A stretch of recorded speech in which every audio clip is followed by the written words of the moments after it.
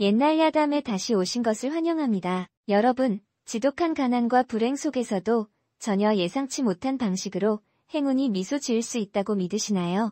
그리고 어수룩하고 모자라 보인다고 여겨졌던 사람이 한 가정의 기적 같은 변화를 가져다주는 복덩이가 될 수 있을까요? 오늘 저희는 옛날 한국의 웅장한 지리산 기슭에 숨겨진 작은 마을, 매치골로 함께 떠나보려 합니다. 그곳에는 병든 노모 김씨 부인과 다리가 불편한 아들 영수, 두 불행한 모자의 고된 삶이 있었습니다. 굶주림과 가난, 그리고 쌓여만 가는 빚더미 속에서 하루하루를 힘겹게 살아가던 그들에게 어느 날 기구한 제안이 하나 들어옵니다. 엄청난 빚을 탕감해주는 조건으로 좀 모자란 며느리를 맞이하라는 것이었죠. 과연 순박한 처녀 순이의 등장이 이들의 삶을 더욱 곤경에 빠뜨리게 될까요?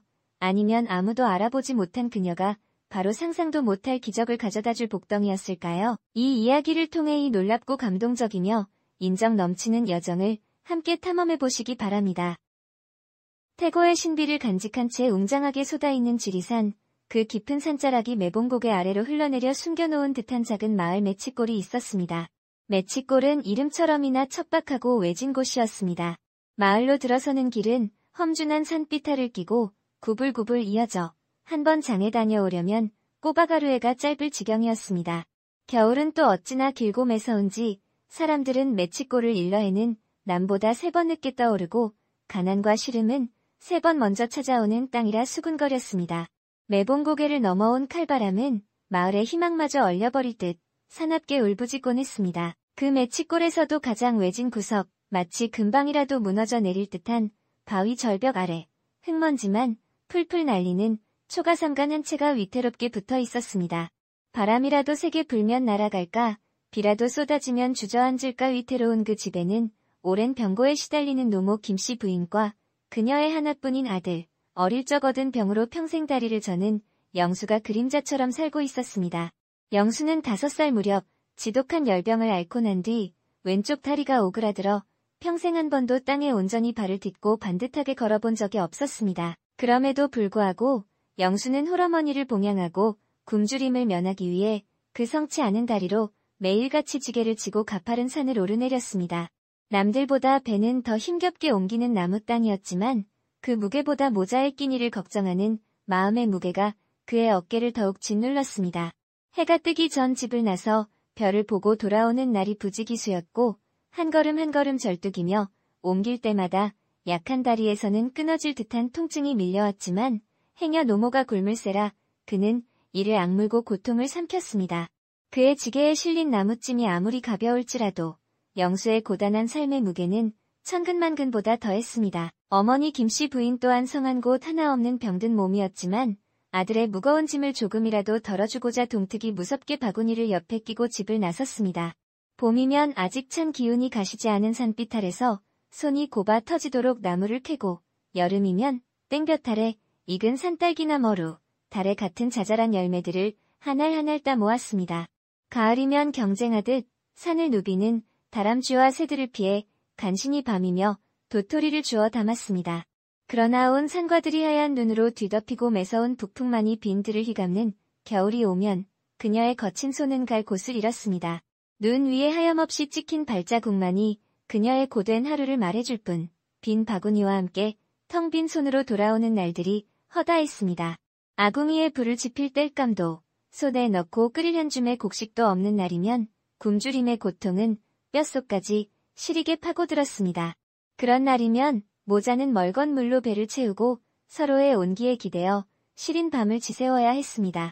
진정 배부른 날보다 굶주린 날이 훨씬 더 많은 고되고 서러운 세월이었습니다. 그날 저녁도 여느 때와 다름없이 희미한 등잔불 아래 영수와 김씨 부인이 마주 앉았습니다. 멀건 감자주기 전부인 저녁상이었지만 영수는 애써 밝은 목소리로 어머니에게 물었습니다. 어머니, 오늘 기운은 좀 어떠십니까? 속이라도 좀 채우셨는지요? 김씨 부인은 마른 기침을 애써 삼키며 희미하게 웃어 보였습니다. 나는 괜찮다. 아들아, 낮에 산에서 도토리 몇 알 주워다 멀겋게 죽, 쑤어 몇 술 떴더니 견딜만 하구나. 이 늙은 어미 걱정은 말고 성치 않은 네 달이나 더 염려하거라. 매일 그 무거운 짐을 지고 산을 오르내리니 어찌 성할까. 모자는 서로를 걱정하는 말 외에는 별다른 대화 없이 그렇게 또 한 끼를 간신히 넘겼습니다. 제대로 된 밥 한 번 배불리 먹어본 기억은 아득했고 쌀독 바닥은 늘 비어 있었습니다. 장터 외상값은 해가 갈수록 눈덩이처럼 불어나 김씨 부인의 이름이 적힌 외상장부는 이제 두루마리 휴지처럼 길게 늘어져 있었습니다. 그러던 어느 늦가을 해질 무렵 매치골에 다시 장사치 한 명이 찾아왔습니다. 덥수룩한 수염에 매서운 눈초리를 가진 장터에서도 깐깐하기로 소문난 박서달이었습니다. 그는 먼지 쌓인 외상 장부를 옆구리에 낀 채 김씨 부인의 쓰러질 듯한 초가집으로 곧장 향했습니다. 마침 김씨 부인이 문지방에 힘없이 앉아 먼 산을 바라보고 있을 때였습니다. 박서달의 그림자가 마당에 들이우자 채 펴지 못한 허리가 저절로 수그러들며 마른 침을 꼴깍 삼켰습니다. 박서달은 육중한 몸을 이끌고 삐걱거리는 툇마루에 털썩 주저앉았습니다. 마당에는 한 점 바람도 없었지만 김씨 부인의 손끝은 사시나무처럼 떨리고 있었습니다. 그리고 그가 품에서 꺼낸 것은 한 줌의 쌀도 한 조각의 옷감도 아닌 빼곡히 이름과 빈목록이 적힌 낡은 외상 장부였습니다. 김씨 부인, 박서달의 목소리는 낮고 무거웠습니다. 이제는 나도 더 이상 방도가 없소이다. 이 장부에 적힌 글자들이 사람을 깔아뭉갤 지경이란 말이오. 그는 장부 한 페이지를 넘겨 김씨 부인의 이름 아래 길게 이어진 빈 목록을 손가락으로 짚었습니다. 곡식, 마른, 멸치, 소금 한 줌, 생강 몇 쪽까지 모자가 연명하기 위해 외상으로 가져갔던 사소한 물건들이 빼곡했습니다. 빚은 빚이고 이자는 이자요. 나도 사람인지라 인정에 끌려 여러 해를 기다렸지만 이제는 이 빚을 어찌할 것인지 매듭을 지어야 하지 않겠소. 박서달은 장부를 탁 소리 나게 덮으며 입가를 비틀었습니다. 그는 잠시 말을 끊고 손으로 장부의 표지를 부드럽게 쓸어내렸습니다. 손가락 밑에서 느껴지는 낡고 거친 종이의 감촉은 마치 올가미처럼 단단하고 무겁게 느껴졌습니다. 박서달은 고개를 들어 문지방에 주저앉은 김씨 부인을 내려다보았습니다. 김씨 부인네 형편에 이 빚을 당장 갚기 어렵다는 것을 나도 잘 알고 있소. 그래서 내가 이 모든 빚을 깨끗이 없던 일로 해줄 방도를 하나 가져왔는데. 그 말에 김씨 부인의 눈이 커졌지만 그것은 희망이라기보다는 불길한 예감에 가까웠습니다. 그것이 대체 무슨 방도란 말씀이시오? 박서달은 다시 한번 입가를 비틀며 음흉하게 웃었습니다. 내게 딸자식 하나가 있소이다. 헌데 그 아이가 좀 모자라서 무슨 말을 해도 잘 알아듣지를 못해요. 여기저기 혼처를 알아보았지만 마땅한 곳이 없었소. 나이도 이제 제법 찼는데 언제까지고 집에만 가둬둘 수는 없는 노루 다니겠소. 그는 장부를 품 안으로 끌어당기며 목소리를 낮추었습니다. 좀 모자라기는 해도 천성은 착한 아이요. 부인이 그 아이를 며느리로 받아들인다면 이 외상 장부는 여기서 끝을 맺을 것이오. 김씨 부인은 입술을 파르르 떨며 굳게 다물었습니다. 박서달이 장부를 탁탁 치며 이어가는 말은 듣는 이의 가슴을 짓누르는 듯했습니다. 정신이 온전치 못한 어딘가 모자란 처녀를 이 가난한 집의 며느리로 들여보내겠다는 말은 누가 들어도 감당하기 어려운 짐을 억지로 떠넘기려는 속셈으로밖에 보이지 않았습니다. 아니, 아무리 그래도 어찌 사람을 빛의 신으로 받을 수가 있겠소이까? 박서달은 코웃음을 쳤습니다. 사람은 사람이기만 하면 그만 아니요. 만약 그 아이가 멀쩡한 처자였다면 내가 어찌 감히 빛 대신 사람을 거론할 수 있었겠소. 이것은 거래가 아니라 그저 거저주는 것이나 마찬가지요. 만약 이 제안이 마음에 들지 않는다면 나는 이 장부를 들고 곧장 관아로 갈 것이오. 관아에 끌려가면 그대의 아들은 볼기를 맞을 것이고 부인은 관노가 되어 평생 고생하게 될 것이외다. 길고도 무거운 침묵이 방 안을 짓눌렀습니다. 김씨 부인은 차마 아무 말도 하지 못하고 그저 깊은 한숨과 함께 고개를 떨구며 힘없이 고개를 끄덕였습니다. 그것은 체념이었고 아들에 대한 미안함이었으며 지독한 가난에 대한 절망이었습니다. 그제야 박서달은 만족스러운 듯 외상 장부를 품속 깊이 찔러 넣고는 무거운 몸을 일으켰습니다. 그럼 내 그리 알겠소이다. 부디 내 딸아이를 잘 좀 돌봐주시구려. 박서달이 떠나고 얼마 지나지 않아 영수가 나무찜을 마당에 내려놓으며 힘겹게 집 안으로 들어섰습니다. 어머니, 다녀왔습니다. 오늘은 땔감이 제법 괜찮습니다. 그러나 김씨 부인은 아들의 말에 대답 없이 그저 안절부절 못하며 영수의 주위를 맴돌 뿐이었습니다. 어딘가 모자란 처녀를 아들의 아내로 맞아야 한다는 사실을 차마 제 입으로 아들에게 전할 용기가 나지 않았습니다. 영수는 어머니의 평소와 다른 모습에 이상한 낌새를 눈치채고 걱정스러운 얼굴로 다가섰습니다. 어머니, 무슨 안 좋은 일이라도 있으셨습니까? 왜 이리 안절부절 못하십니까? 그제야 김씨 부인은 떨리는 목소리로 어렵사리 입을 열었습니다. 실은 아까 박서달 영감이 다녀갔었다. 그동안 밀린 외상값을 당장 갚지 못하면 관아에 고발하겠다고 으름장을 놓더구나. 영수의 얼굴이 어두워졌습니다. 그러나 어머니의 말은 거기서 그치지 않았습니다. 그런데 말이다. 자기 딸년을 우리 집에 며느리로 들인다면 그 모든 빚을 깨끗이 없던 일로 해주겠다고 하더구나. 영수의 눈이 커다랗게 뜨였습니다. 믿을 수 없다는 듯 되물었습니다. 네. 어머니, 그게 무슨 말씀이십니까? 난데없이 박서달 영감의 딸이라니요? 김씨 부인의 눈가가 붉게 물들었습니다. 듣자 하니 그 아이가 좀 모자란다고 하더구나. 무슨 말을 해도 잘 알아듣지도 못하고 세상 물정도 전혀 모르는 아이라더라. 그런 아이를 내 아내로 맞아야 한다니. 이 어미가 어찌 마음이 편할 수 있겠느냐? 김씨 부인의 말은 중간중간 끊겼고 목소리는 물기에 젖어 있었습니다. 마당 구석에서 바람에 나뭇가지가 절구통에 부딪히는 소리만이 정적을 갈랐습니다. 영수는 조용히 고개를 떨구었습니다. 한참 동안이나 그렇게 서 있던 그는 천천히 입을 열었습니다. 그의 목소리는 낮고 차분했지만 그 안에는 깊은 체념과 아픔이 배어 있었습니다. 어머니, 저는 괜찮습니다. 너무 심려치 마십시오. 이렇게 가난한 집에 저 또한 다리 하나 성치 못한 몸인데 어느 처자가 저 같은 놈에게 시집 오려 하겠습니까? 그저 저를 남편으로 받아줄 여자만 있다면 그 어떤 사람이라도 제게는 과분하고 감사할 따름입니다. 그 말을 듣고 김씨 부인은 차마 아들의 얼굴을 바라보지 못하고 고개를 돌렸습니다. 그녀의 메마른 눈가에 작은 이슬 한 방울이 조용히 맺혔습니다. 해가 서산마루에 걸려 마지막 빛을 힘겹게 토해내고 있을 무렵 멀리 매봉고개 아래쪽에서 낯선 그림자 하나가 마을 끝 외딴 초가집을 향해 느릿느릿 다가오고 있었습니다. 온 산과들의 흐드러지게 핀 들꽃 사이로 맨발의 한 처녀, 순이가 마침내 모습을 드러냈습니다. 입고 있는 저고리는 해지고 군데군데 기워져 있었으며 머리는 반쯤 흘러내려 아무렇게나 질끈 동여맨 모양새였습니다. 두 손에는 어디서 꺾었는지 모를 몇 송이 들국화를 꼭 쥔 채였습니다. 그저 해맑게 웃는 모습은 해질녘 들판에서 뛰노는 어린아이처럼 천진해 보였습니다. 김씨 부인은 문간에 기대 앉아 그 모습을 한참 동안이나 말없이 바라보았습니다. 심장이 쿵 내려앉는 듯했지만 이상하게도 발걸음은 떨어지지 않았습니다. 순이는 마침내 초가집 문 앞에 이르러 김씨 부인을 발견하고는 천천히 그러나 정성껏 허리를 숙여 인사했습니다. 저 왔어요. 할머니, 아버지가 여기로 가라고 했어요. 먼 길을 걸어온 듯 처녀의 이마에는 땀이 송골송골 맺혀 있었고 숨소리도 가빴습니다. 발걸음은 한없이 느렸고 말투는 어딘지 모르게 어눌했으며 눈동자는 불안한 듯 허공을 이리저리 헤매었습니다.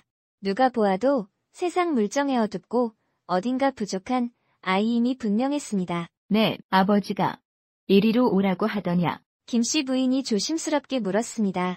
순이는 고개를 번쩍 들더니 또렷하게 대답했습니다. 네, 여기가 제 시집이래요. 아버지가 그랬어요. 처녀는 두 손에 꼭 쥐고 있던 들국화 몇 송이를 조심스럽게 김씨 부인에게 내밀었습니다. 김씨 부인은 말없이 그것을 받아들었습니다. 어찌된 일인지 차마 그 꽃을 놓아버릴 수가 없어 한참 동안이나 들국화를 내려다보았습니다. 참으로 이상하고 기이한 아이였습니다. 어딘지 모르게 어수룩하고 또 어딘지 모르게 서툴러서 보는 이로 하여금 안쓰러운 마음이 절로 들게 하는 그런 아이였습니다. 이 아이가 내 며느리란 말인가? 김씨 부인은 입술을 질끈 깨물며 속으로 중얼거렸습니다. 가슴 깊은 곳에서부터 길고 무거운 한숨이 새어나왔습니다. 그것이 체념의 한숨인지 아니면 운명에 대한 수능인지 그녀 자신도 알 수 없었습니다. 순이가 아직 마당 끝에 어색하게 서 있을 때였습니다. 집 안에서 부스럭거리는 소리가 들리더니 이윽고 방문이 열리고 영수가 무릎을 짚고 절뚝이며 밖으로 나왔습니다. 마당 한가운데 서 있는 순이를 발견한 그는 잠시 걸음을 멈칫했습니다. 그 순간 순이가 지붕 처마 끝을 올려다보며 해맑게 웃으며 말했습니다. 와, 참새랑 같이 나오셨네요. 저기요. 영수는 무슨 영문인지 몰라 순이가 가리키는 대로 고개를 들어 처마 끝을 보았습니다. 바로 그때 작은 참새 한 마리가 푸드득 지붕 끝에서 날아올랐습니다. 순이가 손가락으로 하늘을 가리키며 제잘거렸습니다. 참새가 먼저 휙 날아가고 그 다음에 서방님이 나오셨어요. 우리 할머니가 그러셨는데 이런 날은 복이 오는 날이래요. 서방님이 제 신랑이시고 제가 여기 시집 온 거니까 정말 좋은 일 맞죠? 영수는 말없이 그녀를 내려다보다가 천천히 고개를 돌렸습니다. 무슨 말이라도 건네고 싶었지만 어디서부터 어떻게 말을 시작해야 할지 알 수 없었습니다. 순이가 어색하게 웃으며 그에게 다가왔습니다. 제 이름은 순이에요. 저는 빚 갚으러 여기에 왔어요. 그리고는 눈을 동그랗게 뜨고 목소리를 낮춰 속삭이듯 덧붙였습니다. 아버지가 그러셨는데 우리 집에 빚이 아주 많아서 제가 여기로 와야 그 빚이 다 없어진다고 하셨어요. 그 말을 듣고서야 영수는 처음으로 순이의 얼굴을 찬찬히 뜯어보았습니다. 아버지가 자신을 버렸다는 사실조차 모르는 듯 순이는 여전히 천진난만한 미소를 짓고 있었습니다. 그 모습이 참으로 안쓰럽고 가여워 보였습니다. 영수의 시선은 저절로 순이의 맨발로 향했습니다. 신발조차 신지 않은 작은 발이었습니다. 발은 괜찮으냐? 아프지는 않고? 네, 발이요. 순이는 눈을 깜빡이며 제 발을 내려다보았습니다. 그 험한 고갯길을 맨발로 걸어왔단 말이냐? 돌부리도 많고 흙길도 거칠어서 발이 다 상했을 터인데 정녕 아프지 않았더냐? 순이는 그 말을 듣고 멋쩍은 듯 머리를 극적였습니다. 흙투성이가 된 그녀의 발에는 군데군데 작은 상처가 나 있었습니다. 이윽고 그녀가 작은 목소리로 말했습니다. 저는 잘 모르겠어요. 여기까지 오는 동안 그냥 막 걸어오기만 해서 아픈 줄도 몰랐어요. 그 말을 들은 영수는 아무 말도 하지 않았습니다. 그는 조용히 순이를 부축하여 텐마루에 앉혔습니다. 그리고는 부엌으로 들어가 따뜻한 물과 수건을 가지고 나와 한 손으로 순이의 거칠고 흙투성이인 발을 조심스럽게 잡았습니다. 따뜻한 물에 적신 수건으로 그는 굳은 살이 박인 순이의 발바닥을 부드럽게 닦아주기 시작했습니다. 내일 장에 가서 집신이라도 한 켤레 사다 주어야겠다. 그러니 이제부터는 맨발로 다니지 말거라. 영수는 발을 닦은 수건을 개켜놓고 말없이 방으로 들어갔습니다. 태어나서 처음으로 순이는 누군가의 다정한 손길을 느껴보았습니다. 그 따스함과 조심스러움에 그녀는 아무 말도 하지 못하고 그저 텐마루에 가만히 앉아 알 수 없는 감정에 휩싸였습니다. 영수가 건네준 따뜻한 물수건에 온기가 발을 넘어 마음까지 전해지는 듯했습니다. 순이가 시집온 지 며칠이 지났지만 집안은 더 조용해지기는커녕 오히려 매일같이 크고 작은 소동으로 더욱 부산스러워졌습니다. 순이가 도무지 말을 제대로 알아듣지 못하니 김씨 부인은 속이 터져 하루에도 몇 번씩 뒷목을 잡아야 했습니다. 예를 들어 장에 가서 마른 생선을 사오라고 시키면 엉뚱하게도 잔멸치한 봉지를 사들고 오는 것이었습니다. 닭 모이로 줄 무짠지 조금만 꺼내오라고 하면 뜨끈한 쌀밥 한 그릇에 잘 익은 김치까지 꺼내와 닭장 앞에 놓고는 말했습니다. 닭들아, 이거 먹고 배부르렴. 천천히 꼭꼭 씹어 먹어야 한다. 빨래를 하라고 내어주면 옷가지로 물장난만 치다가 해를 넘기기 일쑤였고 그릇을 닦으라고 하면 열에 9은 깨뜨려 놓아 성한 그릇이 남아나질 않았습니다. 며느리를 들였으니 이제 고생 끝이라 여겼던 김씨 부인은 오히려 일이 두세 곡절은 늘어난 듯하여 하루에도 한숨을 수십 번씩 내쉬었습니다. 아이고, 하늘이시여, 이것은 며느리를 들인 것이 아니라 5살짜리 어린아이 하나를 새로 얻은 꼴이 아니고 무엇이겠습니까? 영수는 그 모든 광경을 묵묵히 지켜보았습니다. 때로는 어처구니 없을 정도로 어수룩한 순이의 모습이 이상하게도 귀여워 보이기도 해서 그는 저도 모르게 그저 조용히 웃음만 지을 뿐이었습니다. 어느덧 한낮이 되었습니다. 영순의 집에 새 며느리가 들어왔다는 소문을 들은 동네 아낙 몇몇이 김씨 부인의 집 마당으로 슬금슬금 모여들었습니다. 호기심 가득한 눈빛들이었습니다. 어머나, 영수 그 아이가 정말로 장가를 들었단 말인가? 한 아낙이 방문 틈으로 빼꼼히 안을 들여다보며 속삭였습니다. 옆에 있던 다른 아낙도 질세라 고개를 들이밀었습니다. 그러게 말일세. 어떤 처자가 이 궁벽한 집에 시집을 왔을꼬? 얼굴이나 한번 보러 온 것이지, 뭐.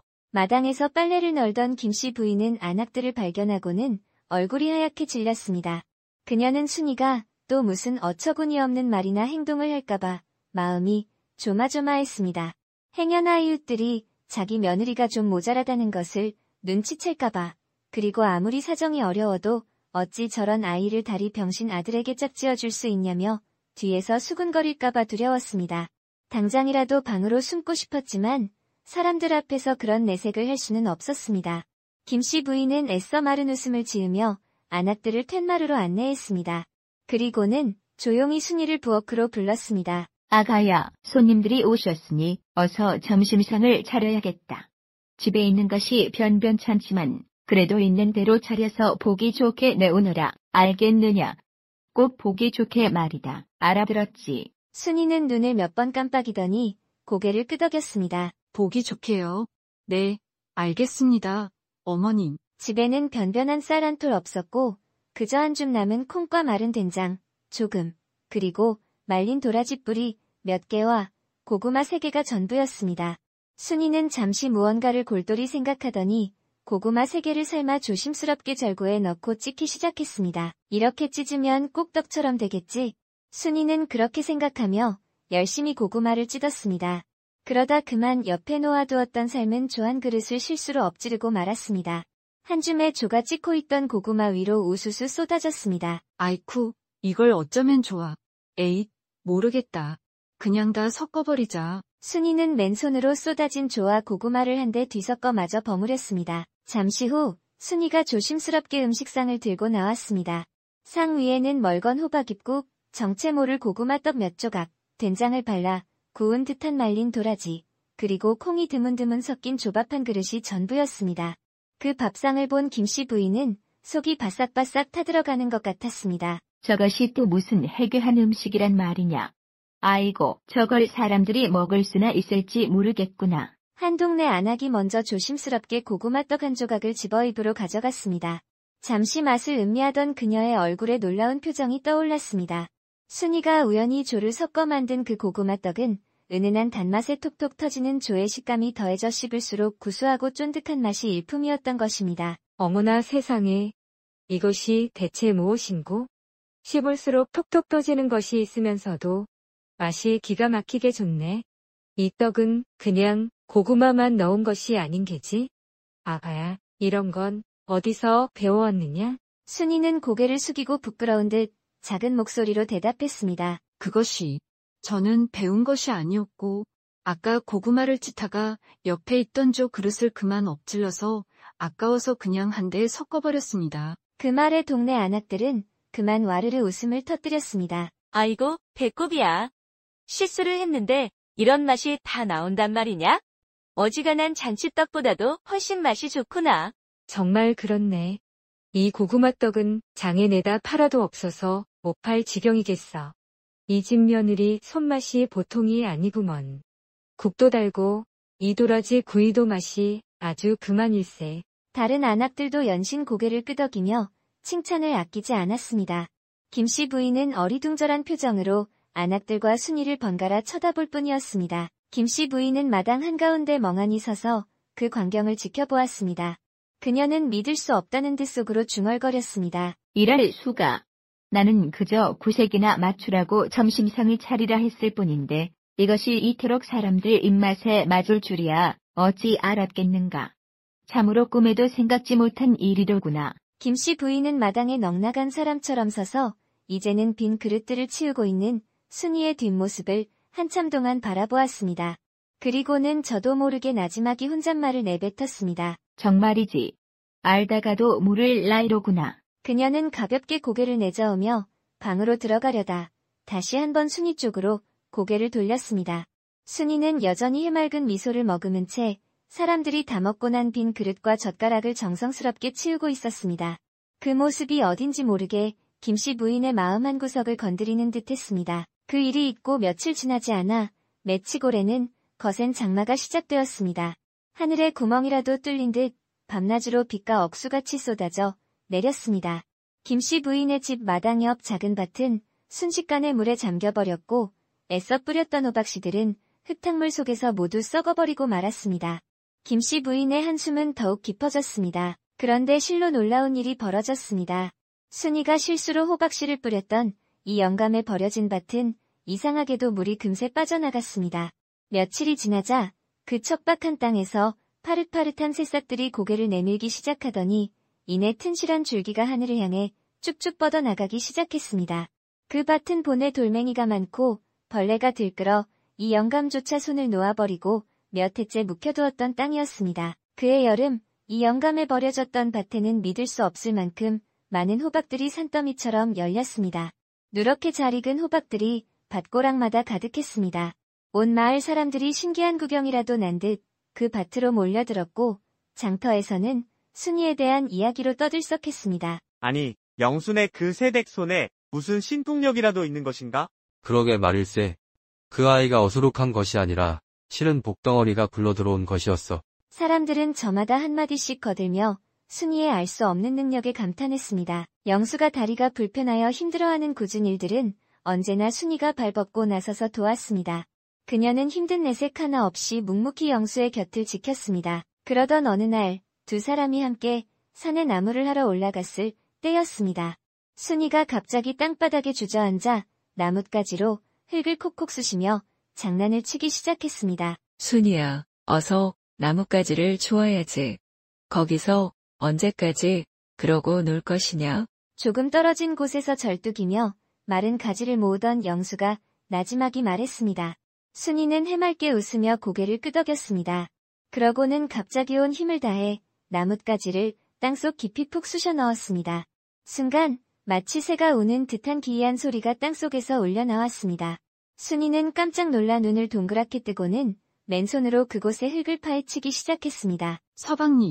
서방님, 이 땅 밑에 뭔가 이상한 것이 있어요. 영수도 이상한 느낌에 절뚝이며 다가와 순이 곁에 쪼그리고 앉았습니다. 두 사람은 손톱이 닳도록 열심히 흙을 파냈습니다. 그리고 마침내 검은 흙과 진흙이 뒤섞인 채 모습을 드러낸 것은 빛깔 고운 검은 빛의 청자 항아리였습니다. 세상에, 이것이 대체 무엇이냐? 영수는 저도 모르게 숨을 죽였습니다. 순이가 조심스럽게 두 손으로 항아리를 받쳐들고 덮여있던 작은 뚜껑을 살며시 열었습니다. 바로 그 순간 흙먼지 사이로 누런 금가락지 몇 개가 또르르 굴러나왔습니다. 순이는 금가락지 하나를 냉큼 제 손가락에 끼워보고는 영수를 올려다보며 햇살처럼 환하게 웃었습니다. 서방님, 저 금가락지 생겼어요. 그럼 우리 이제 부자 되는 거예요. 맞죠? 영수는 그런 순이를 멍하니 바라보다가 그만 와아 웃음을 터뜨렸습니다.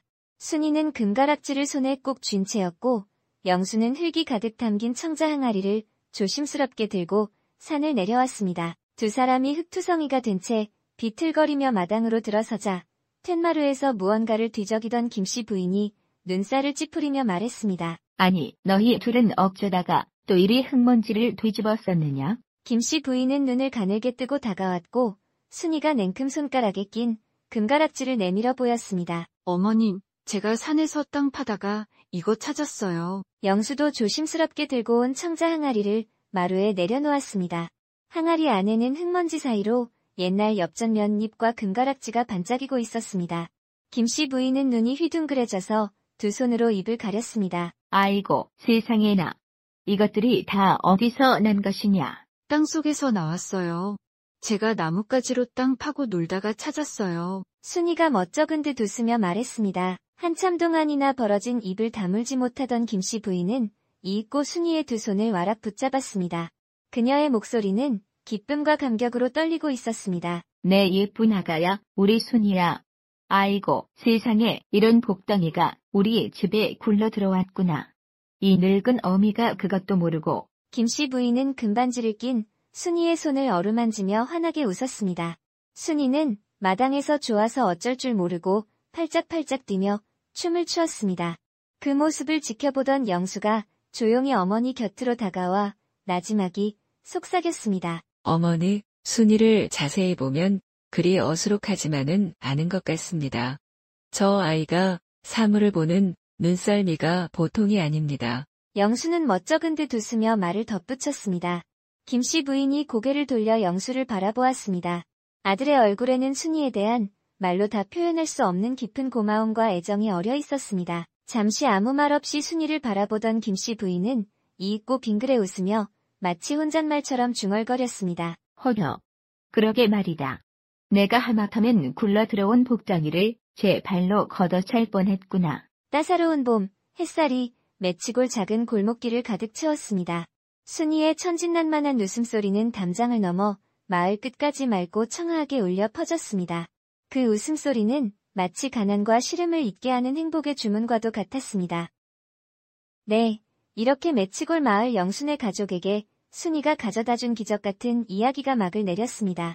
빚 대신 시집와 어수룩하고 서툴다고 여겨졌던 순이가 자신도 모르는 사이에 수많은 좋은 일들의 근원이 되어 절망 직전의 한 가족의 운명을 완전히 바꾸어 놓았습니다. 우연히 만들어진 맛있는 고구마 주떡, 버려진 척박한 땅에서 일군 풍성한 호박 농사, 그리고 뜻밖의 발견한 황금, 항아리까지. 이 모든 사건들을 통해 우리는 때때로 실수나 어리석음으로 여겨지는 것들이 바로 복이 찾아오는 길목일 수 있다는 것을 알게 됩니다. 어쩌면 순이의 순수함과 계산 없는 마음이 보통 사람들은 쉽게 발견하지 못하는 기적과 맞닿아 있었던 건지도 모르겠습니다. 이 이야기는 또한 처음부터 순이를 업신여기지 않고 따뜻하게 받아들인 영수의 너그러운 마음과 결국 순이를 귀하게 여기게 된 김씨 부인의 변화를 보여줍니다. 겉모습이나 부족함만으로 다른 사람을 섣불리 판단하지 말라는 교훈을 우리에게 일깨워주지요. 친절과 포용, 그리고 약간의 기적 같은 행운이 있다면 아무리 비참해 보이는 상황일지라도 웃음과 따스한 햇살이 가득한 행복한 결말로 바뀔 수 있다는 것을요. 오늘 이야기를 들어주셔서 감사합니다. 이 이야기가 여러분께 잠시나마 편안한 휴식과 의미 있는 생각할 거리를 드렸기를 바랍니다.